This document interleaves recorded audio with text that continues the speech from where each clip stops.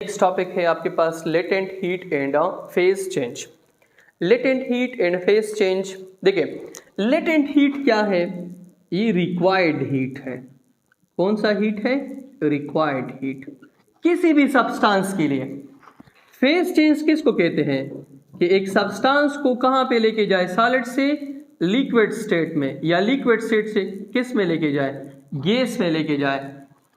वो amount of heat जो required है कि किसी भी सब्सटेंस को या सॉलिड से लिक्विड में लेके जाए, या लिक्विड से गैस में, या गैस से लिक्विड में, या लिक्विड से फिर किस में, सॉलिड में लेके जाए। सिंपल इसका फेज क्या करे, चेंज करे, लेकिन टेम्परेचर इसका राइज ना करे, तो इसको हम क्या बोलते हैं? Latent heat and phase change. The amount of heat required to change the phase of substance from solid to liquid, liquid to gas without changing its temperature is called latent heat. Amount of heat required to change the state of substance without changing its temperature। वो amount of heat जो required है एक substance के लिए कि वो face को change करे लेकिन टेम्परेचर को चेंज ना करे, तो ये आपके पास बेसिकली क्या है? Latent heat and face change है। ठीक है, इसमें अब जो पहला है वो आपके पास है specific latent heat of fusion.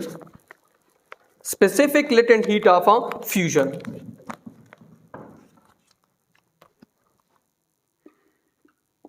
Specific latent heat of fusion।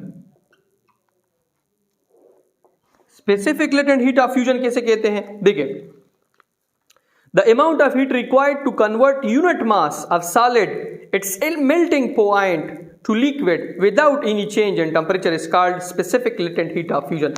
इसका मतलब क्या है कि अगर आपके पास कोई 1 kg का सॉलिड है, क्या है? सॉलिड 1 kg का सॉलिड है, नीचे से आप क्या लगा रहे हैं?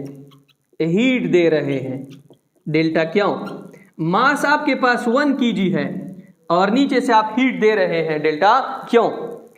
और वो इस सॉलिड को किस में कन्वर्ट करता है? ही लिक्विड में कन्वर्ट करता है, लेकिन इसका टेम्परेचर वैसे ही रहता है, कांस्टेंट रहता है।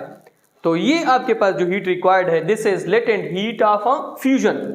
The amount of heat required to convert a substance from solid to liquid without changing its temperature is called latent heat of fusion. अब मैं इसकी बड़ी सिंपल सी मिसाल देता हूं।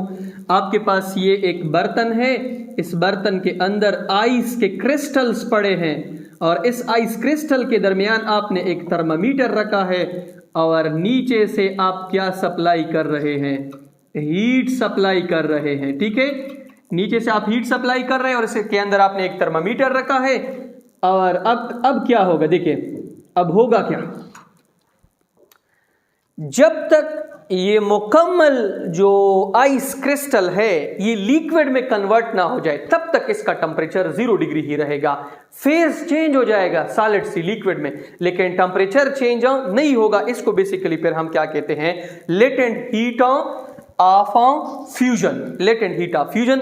और इसमें डेल्टा क्यू जो है, this is directly proportional to delta T, and delta Q is directly proportional to M. Delta Q is directly proportional to delta T का मतलब क्या है कि जितना आप ज्यादा हीट बढ़ाओगे उतना टेम्परेचर क्या हो जाएगा? उतना टेम्परेचर क्या हो जाएगा? इंक्रीज हो जाएगा। तो टेम्परेचर अगर इंक्रीज हो गया तो इसका मतलब तो ये है, this is not a latent heat of fusion. ये ऐसा नहीं है। Delta Q is directly proportional to M. जितना मास ज्यादा होगा उतना हीट क्या रिक्वायर्ड होगा? ज्यादा। प्रोपोर्शनलिटी को खत्म करो तो delta Q is equal to L V into M. यहां पे जो एल वी है, sorry L F L F constant है और इसको हम क्या कहते हैं, लेटेंट हीट ऑफ फ्यूजन। यहां से एल एफ को निकालो तो delta Q is equal to K L F into M divided by M, M और एम कैंसल तो L F is equal to K delta Q divided by M.